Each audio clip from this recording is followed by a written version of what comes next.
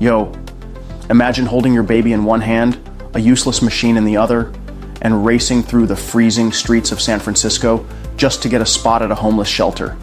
That was Chris Gardner. And trust me, what happened next will leave you speechless. 7. 7. 9. Who's the king of the jungle?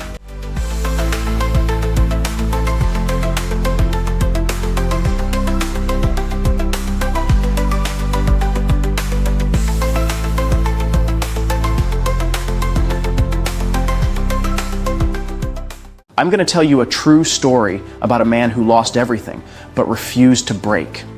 Chris wasn't wearing a suit from Wall Street. Nah, it was cheap, wrinkled, soaked in sweat. In one hand, he held his toddler. In the other, a heavy medical device nobody wanted to buy anymore.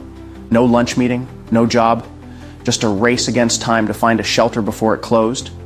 His savings, gone. His wife, left. His home didn't exist anymore. He and his son were sleeping on shelter floors, sometimes even in public restrooms, wrapping themselves in newspaper to survive the cold nights. And then, one day, Chris stood outside a tall building watching these guys in sharp suits, laughing like they had no worries in the world. He asked one of them, "What do you do?" The guy smiled and said, "I work in stocks." That moment, that was it. That was the spark. Chris had no clue what the stock market was, but he decided right there he'd learn it, master it, and break into that world. He applied for an unpaid internship at a brokerage firm, no salary, no home, a kid to care for, but he showed up every single day. He studied under dim lights in homeless shelters. He aced interviews on zero sleep, and somehow he kept smiling. And then that day came.